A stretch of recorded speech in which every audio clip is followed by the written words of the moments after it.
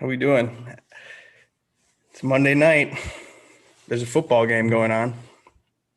Looks like we got action. Start this up.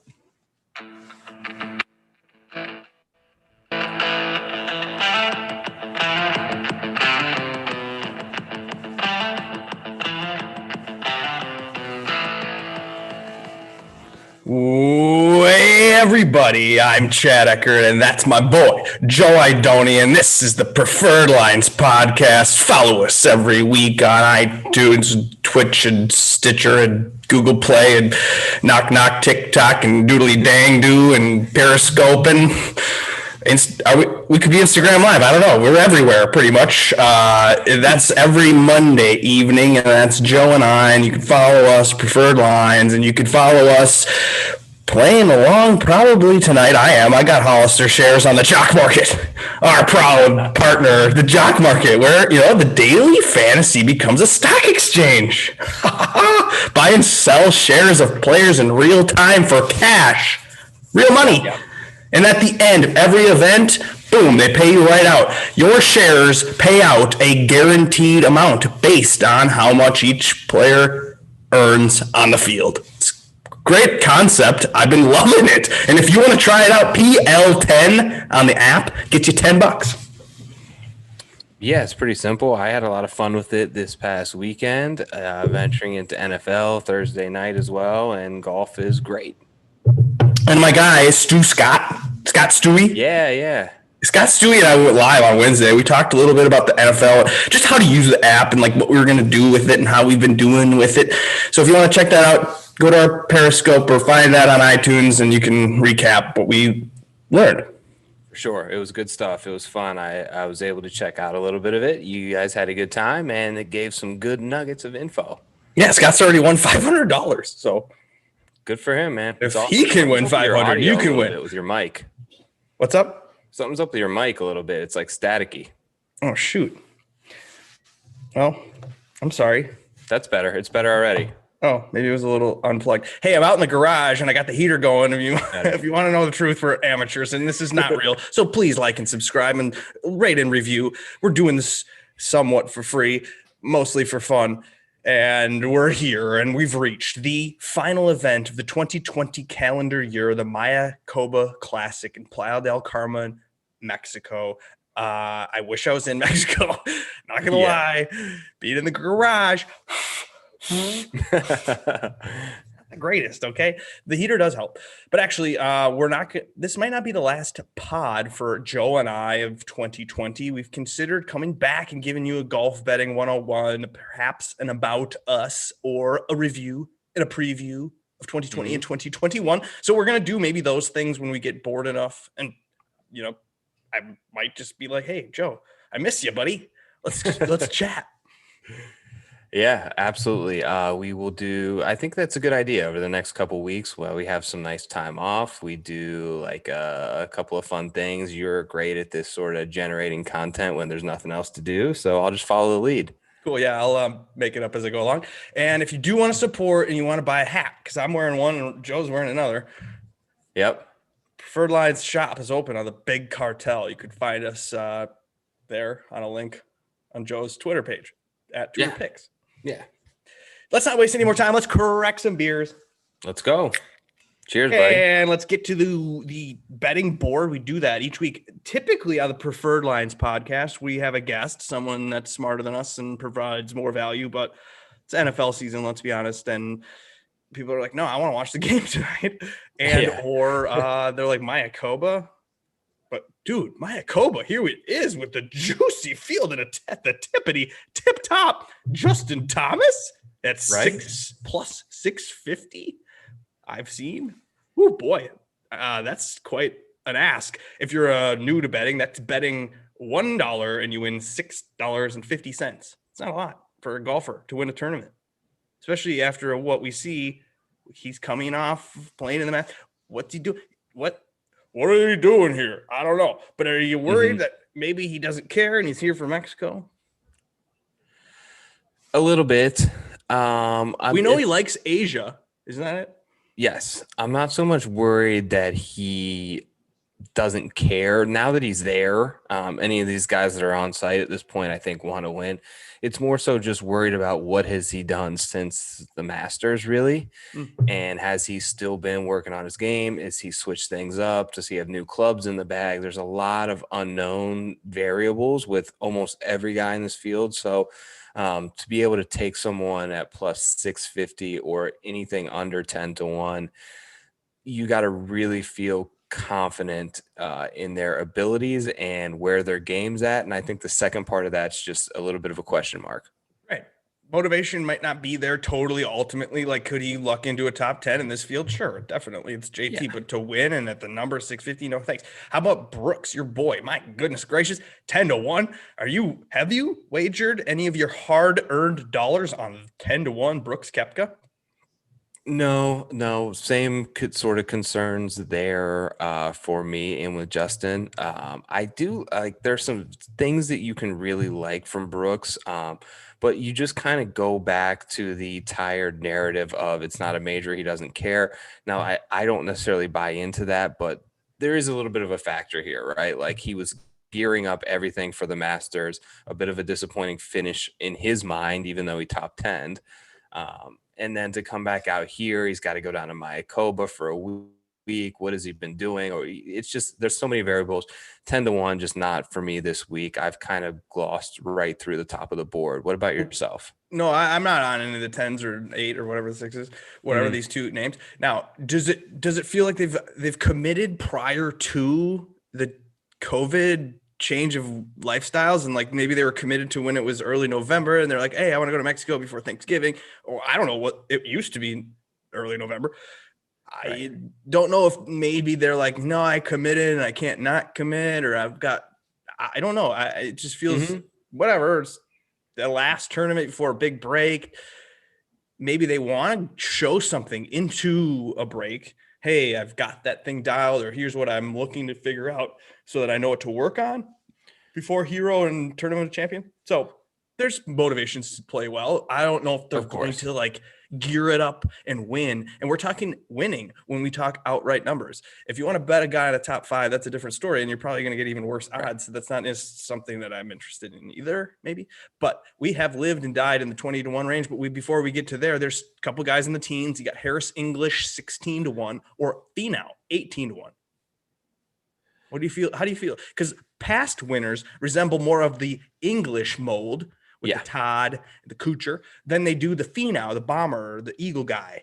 And from what I've seen, I don't know if the par 5s are going to be feasted on by Finau. So would you bet him to win here? No, I'm not. If anything, I have not taken either one of these guys, just for the record, but I would lean English. Just because we saw it more recently with him at the RSM, which kind of has some similarities to me, in that it's a shorter course, sort of coastal. He's just been playing really good golf, and he's just been playing like a top 10, 15 player in the world. He's in form. I think that this fall swing, as we've seen in some of these lesser events, it's not that the top guys in the field come in overlooking the event. It's that I think some of the middle tier guys, it is so pivotal and important to them to gain ground on the FedEx Cup points, and just get a win or a top 5 under their belt is so much more meaningful. Not that Harris English is necessarily in that mold, but he's just been playing probably the best of at least that group with Finau, Berger, and Hovland there. Right on. Now, you talk about Berger and Hovland, they're in their 20s or whatever. They're 20, 22 answers there as well. Ricky Fowler and Henley and Zalatoris, they round out the 20-1 range. My guy this week is going to be Victor Hovland at 20-1. I've already bet that. That's the biggest bet I've made of the week.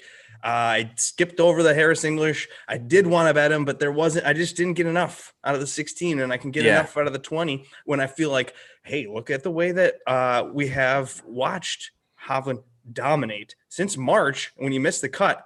Granted, he missed that cut. That was the last time he missed the cut. The week after he won Puerto Rico Open, or next time out. So we can give him a pass there. So he won. He's made a bunch of cuts in a row. He did miss a cut last year, Not sure what ultimately contributed to that. And I don't have any shot tracker information because it's Mayakoba and next Right.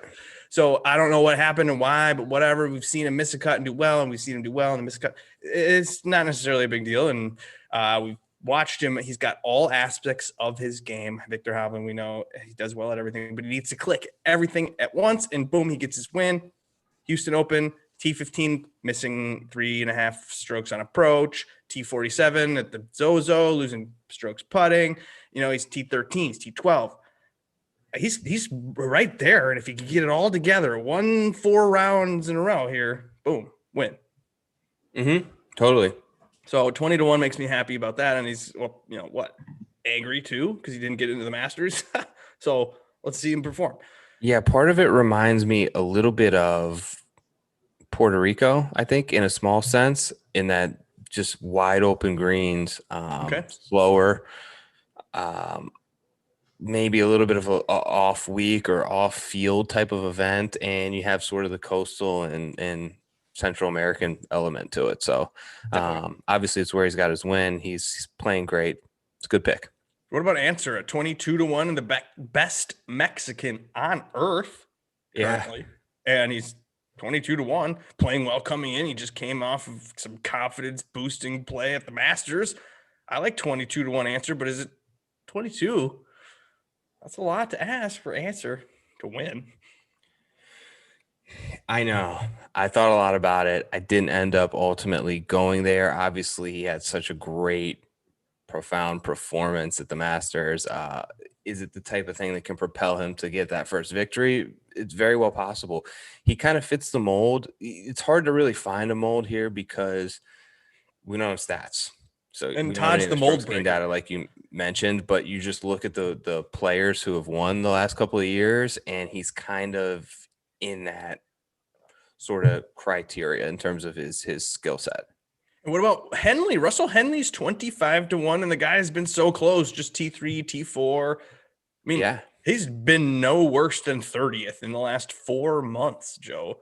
Motivated, I know, for sure, because the Masters snub and missed the cut last year during a different time of his life. He was different Henley. Now he's coming in a better Henley. So maybe he wants to take advantage of the resort course where he's peppering the greens. He's hitting close.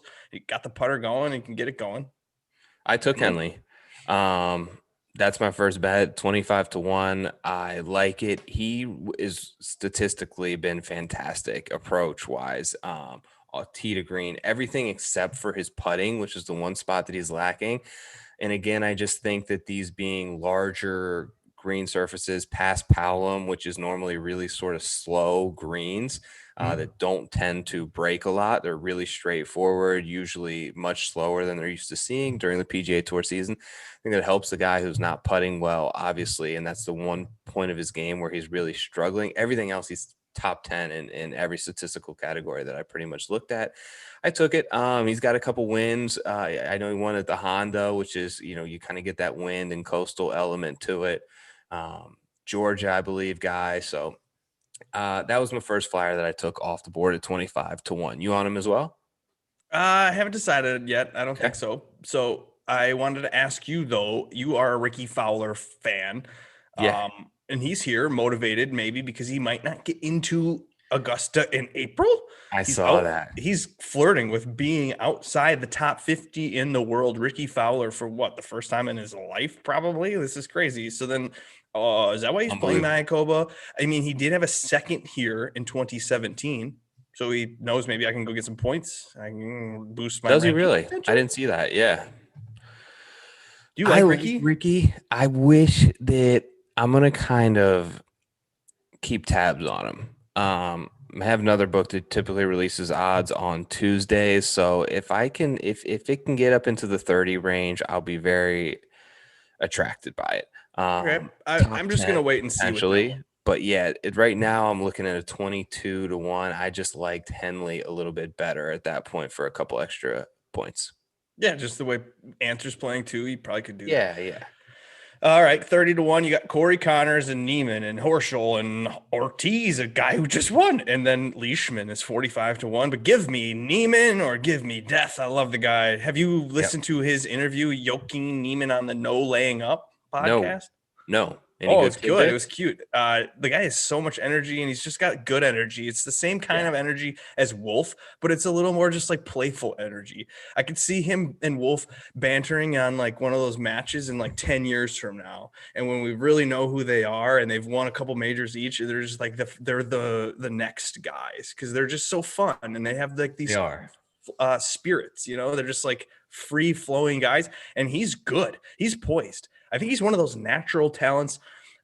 He did talk about that, how he swings really low, and he said that it was only it's only one of the styles of drives he can do. So then he Hmm. goes to that style where he curves his back really low and hits it in that Yeah. nice stinger when he feels a little nervous, or it's his go-to shot kind of thing. I don't think he's going to end up having that forever. He talked about playing with Tiger at the President's Cup. It was out in the first match with Leishman and having that experience. And now he knows how to hit it all ways. And he's just been there. He talked about getting COVID from a buddy and why he got out of the Masters. It was a great interview. So I go suggest listening to that on the No Laying Up podcast. But Neiman, of Very course, cool. dude, why is he 35? He's been playing great. And I like him. So I'm going to click him. And Yeah. it's in Mexico. It's kind of like that. He's a Chile guy. Chile. Yeah. It's a good point. All very fair points. I will have to check out that interview because I am a big Neiman fan. And 35 definitely sticks out. He shouldn't be below Corey Connors. Right. Or probably Will Zalatoris, in Or my Fowler. opinion. He's so good. He's already got the win. He's trending upwards in almost every facet of his game. Played a little better in the bigger tournaments this year. Poised. Obviously, the COVID break hurt him. I think in many facets. Obviously, not being able to play in the Masters had to be crushing for him. But he came out and played pretty well, I believe, at the RSM. I don't have the stats in front of me, but he played decently well for his first sort of return out there. Played for the great cause and like donated his check. So good guy, great person to root for. Young star in the making. 35-1 is more than fair.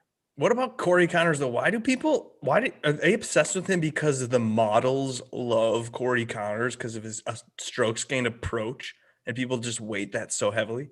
I think it has something to do with it. I also think it's a bit of the eyeball test. Like I've bet him enough times where you watch him and he looks so good, like tee to green. He feels like he hits every fairway.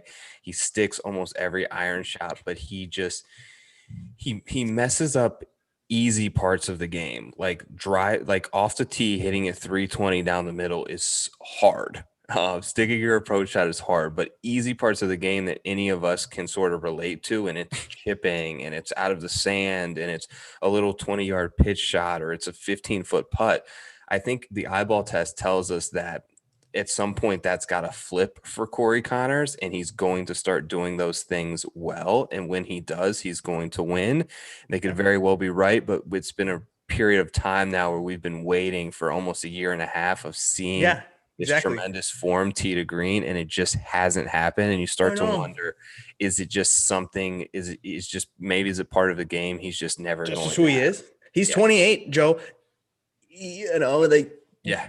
you kind of are who you are at some point in your career, and it's just who he is. He's kind of just like a mini Keegan, and he'll find it 1 or 2 weeks every couple of years, and Yeah. you want to He'll be that probably end up with better. 1 or 2 more wins in his career. It wouldn't surprise me because he's such a good ball striker. But to have him just show up every week in this 30-1 range doesn't feel like he has the same win equity as the guys we're used to seeing there.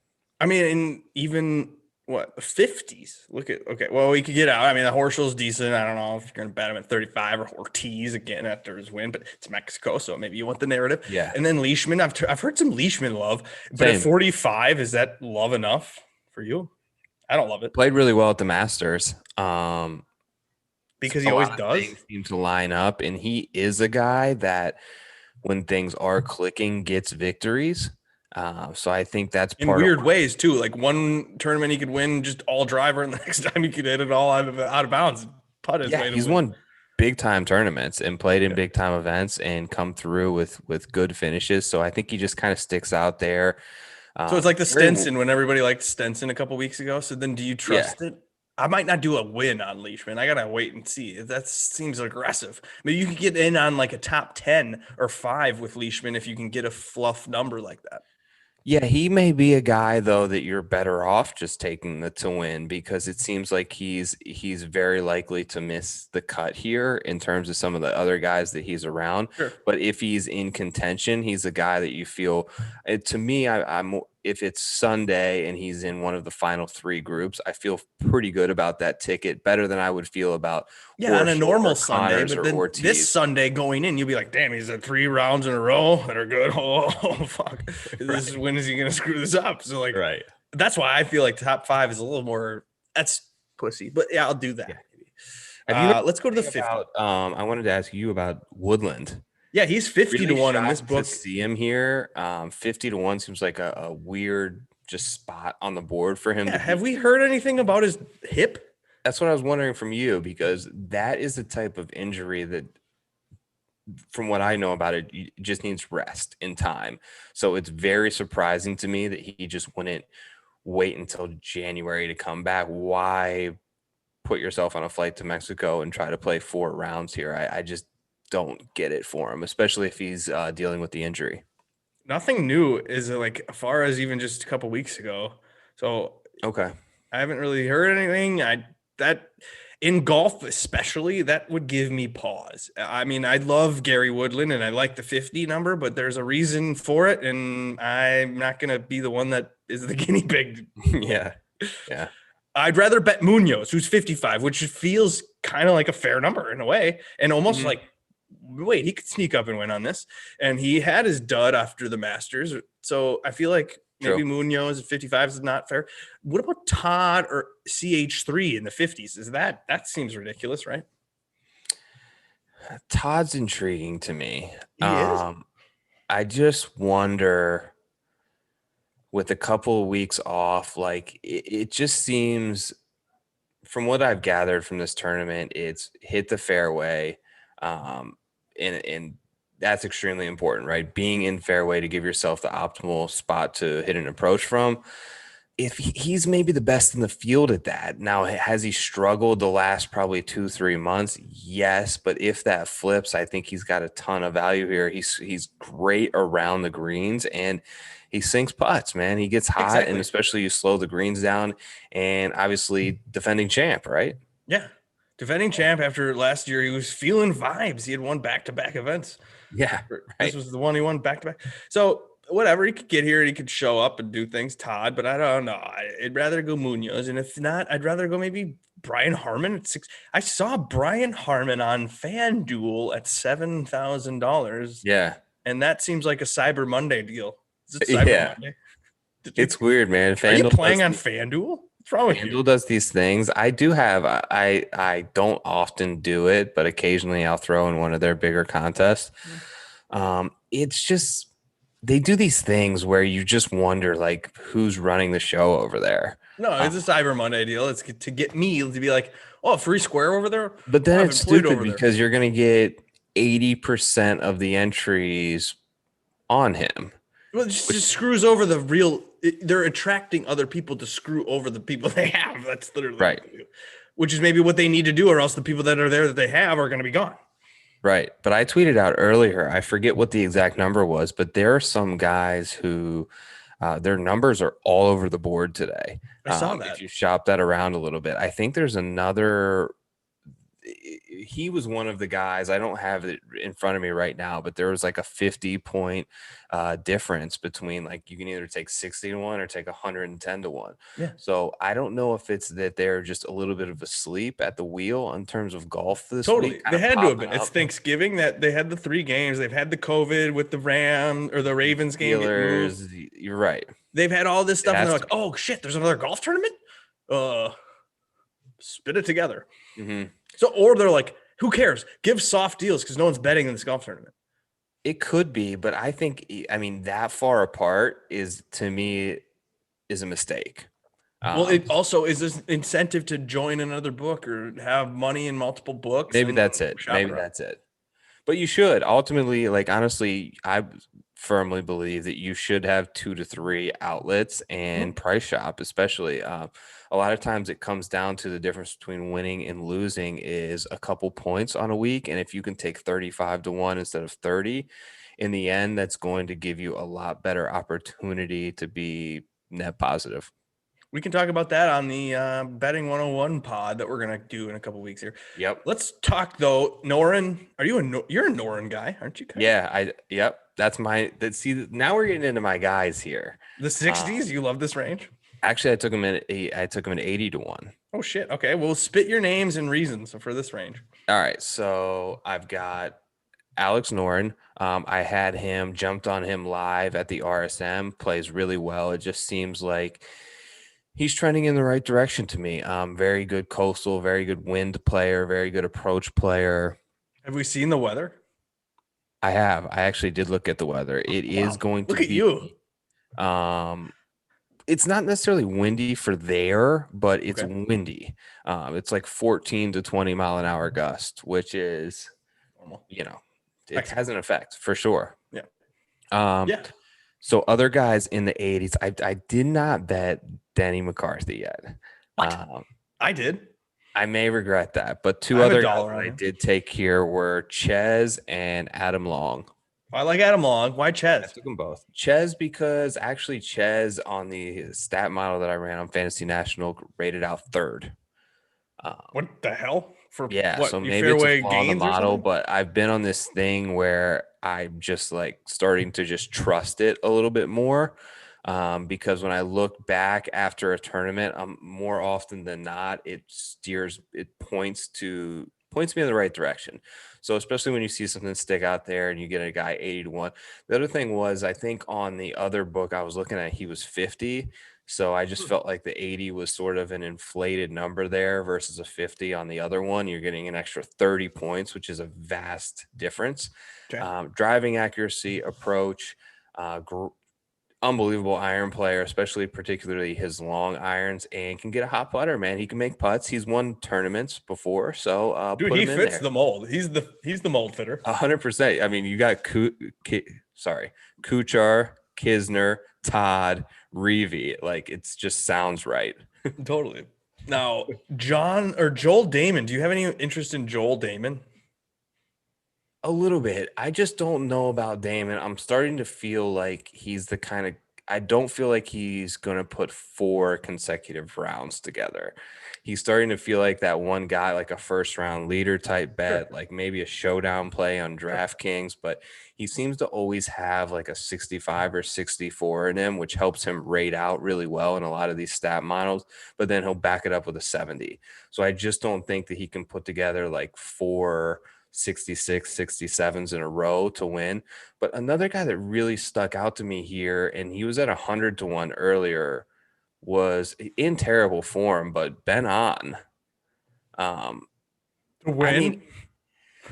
Look, no. If he was going to win, it would be at a place where putting is relatively mitigated. You've got really slow, big greens, and Pass Palom is just one of those weird surfaces to putt on. And if you take putting out of it, a lot of the other things he does really well. Not so much lately, but it just seems like he was a guy that was like in that 40 to 50 to 1 range through the majority of the PGA Tour season. Now we're at a weakened field, and they just dropped him down there in triple digits. Dude, yeah, he was like 10,000 on DraftKings. Yeah, it seems like a spot where he could pop. No, for me, but good luck on that. In the same vein, though, I did grab Griot at 66. Okay, so I can't give you too much shit. You can have Griot at 66 or On at 100. Well, Griot at least has given me flashes of form, and I've heard 100%. From him. Yeah, very fair. What about Knox? I got a Russell Knox bet. I don't know why I did it. I think is it a wind? Is it a wind thing? No, maybe because he's played well here. He's at a 9th, a 3rd, a 2nd here. So maybe he likes windy birdie fests. He was a bad golfer though. Last summer he missed about 10 cuts in a row. Wow. Oh my God. So we lost. I like this range. Like, I can make a case for so many guys in this range. Scott Piercy, you can make a case for. Harold Varner, you can make a case for. No. I was going to ask you, is he not a killer? Is HV3 not a killer? Because I don't think he's a killer. He doesn't want to win. He can't win because he's not a killer. I would agree with that, but I would say a lot of these guys share that characteristic. There's not many killers.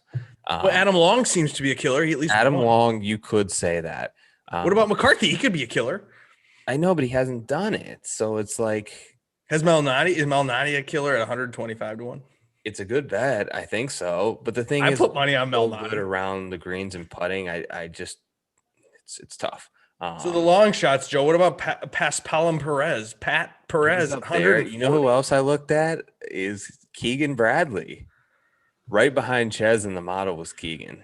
I don't know how, because I weighted approach really heavy. I weighted tee to green and wind. I rated opportunities gained. Like, these are the types of things I was looking at. Paspalum strokes gained total throughout your career and Paspalum.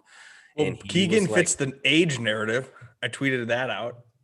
Yeah, he's a 34-year-old Joe has won this thing a lot. Obviously a longer hitter than the other guys who have won, but I don't know, man. It's another guy who's just a historically bad putter throughout their career. Can they get hot for a week? Who knows? What about Camilo Villegas? Is 150 or so? Did his run end when he saw a rainbow and he caught fire, or is it just begun? What about Camilo? These guys, what I've come to realize, and I fall victim to this a lot, is it's hard for these guys in this 100 to 200 to 1 range to back up good performances like back to back. Right. And I fall, like, I'll see Ollie's here, for instance. I'm looking at Ollie at 140 to 1. There was a couple of weeks ago where Ollie like top 10, and then I bet him the next week like 150 to 1, and he was terrible. Yeah, it's just these, like, all of these guys here can all pop at any given tournament, but them doing it 8 consecutive rounds is very unlikely. Well, yeah, that's why I wouldn't bet Villegas. But I mean, I wish nothing bad on him. I root for him totally this entire year, forever. I will mention Christopher Ace Ventura. I like Ventura. He is Mexican. He was born in Mexico. He was raised in Norway or something different. So I don't know. It's like the Jason Kokrak is a Canadian because he was born and lived there for like a day as a baby. But I don't know. Whatever. He's got ties here, maybe. Where's Ventura at? Oh, 160 to 1. Wow. Yeah, let's go. Get $1 on that, baby. Mm-hmm. He's a winner. He won on the Corn Ferry Tour. He's Christopher Ace Ventura, and I think he's good at golf. I don't know. I looked a little bit also at Wesley Bryan's 175 to 1. Oh, God, you're one of those. Are you a Wesley clicker? I'm not, but it's a popularity thing. So you look at what was the tournament? He was like 30 to 1, and everyone was on him. Like, I don't know. It was a bad idea. And Bermuda. Everyone's on him, and he missed the cut. Oh, that's right. This is basically the same tournament, and he. Okay, I see the value there. Let's go top 10 on that. Let's not get crazy on and out right now. You know who else is here? Oh, God, am I really going to say this guy's name? Do it. Say it. Kyle Stanley. I think, dude, I swear to God, I had a dream that he was good. Oh, you know what happened is I am playing the video game 2K21. That's what it was. He was on the top of a leaderboard in that. He used to be good. There's a lot of guys. Look, my advice for this week would be to grab 10, 15, $20 in chips and splash them around in this triple digit range. And hope. That's my style. I mean, there's guys, there's Stewart, there's Pat Rogers, there's Higgs, like any of these guys that we've been betting, I feel like could win this week, and, you know, take a couple stabs and build your core there. Exactly. Now, build up your bankroll on Jock Market. Should we check in to see how my Hollister shares are doing? Did you buy anyone for the Monday night game? I got no one today. Okay, so here's the deal for the Monday night game. I 0-0 in the second quarter. I bid $1 million freaking. I bid as much as I could, as humanly possible. And on the Monday night game, I feel like they were like bid up too far, so I didn't go above what I was thinking was smart. And I ended up with one guy only. I got Hollister. So how did the 27 guys? Was that a good strategy or no? That wasn't good. Strategy. That was bad. All right. That was probably a bad strategy. I bought 27 players on Sunday for the Sunday night games. And I thought, okay, 5 here, 10 there, 5 here, 5 here, 5 here. I was going crazy. And then I started selling and I was dealing. I was wheeling and dealing. I was the guy in the market, like, who wants a share? You want a share? And it's ultimately like, I just nickeled and dined myself out of money, basically. And then I had just as many good guys do well and just as many bad guys do bad. So it's like, 27 and buys, 12 were good, 12 were bad. Mm-hmm. Yeah, I made about $20. So it's just like I risked too much. It was bad. And you could have, we could talk strategy. Maybe we'll connect on one of those in the offseason. Well, I tried to tell you to take Jarvis. I did take Jarvis, and I sold him immediately after his first touchdown. Why did you sell him? I sold him at like $750 or something. Yeah, you finished it at 16 or 15 or something. Yeah, I did that like 3 or 4 different times with different players. I was terrible at. I never sell. I got out quick, and then I watched like this guy score another touch. Just getting your guys in at the IPO and not selling. I know. I don't. I like playing. It's fun to throw it out there. Like Alshon Jeffrey, I was so excited to sell him at $7.50 or something. And the whole game he's bad. And I'm like selling him. I'm like, ha, these people are going to barely make their $7.50 back. Ha, I'm going to get. And then he scored again and he got to $12.50. And I was like, damn it. Well, the thing, that's the thing. Like I can see selling if you're just trying to like cut a guy loose and lose a couple bucks and just like break even. But if a guy's already there with like 100 and a touchdown in like the first half and then you sell, the problem is if he gets that second touchdown, now he's going to finish it like 18, 19. Like he's going to finish in the top 5 for a huge payday. I know. I'm not that patient. Mm-hmm. That's probably. It's fun though. Jock Market is very fun. Dude, it's fun. Use the code PL10 and they'll give you a free $10 and they'll say nice things to us. Yes. And thank you for watching, for liking, subscribing, and commenting and doing all the things that we need to help build the audience up. Tell your friends, because we're going to be back big in 2021. Stay tuned for that. Thank you again. It's been a great summer, fall, into winter. Happy holidays. Happy holidays. Thank you, guys. Peace out. Peace, man.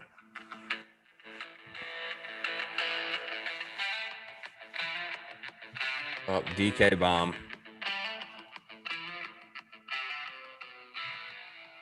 Hollister scored? Yeah, I don't know who got the touchdown, but somebody just scored. Oh my God. I thought it was Metcalf, but he went down at the 1 and they threw it to some other guy. Is it Hollister? It was? Is he number 83? I don't know. I got 40 shares. Is he on the Seahawks? Yeah. Then he might have scored. It wasn't a tight end. It wasn't a tight end. All right. See you later.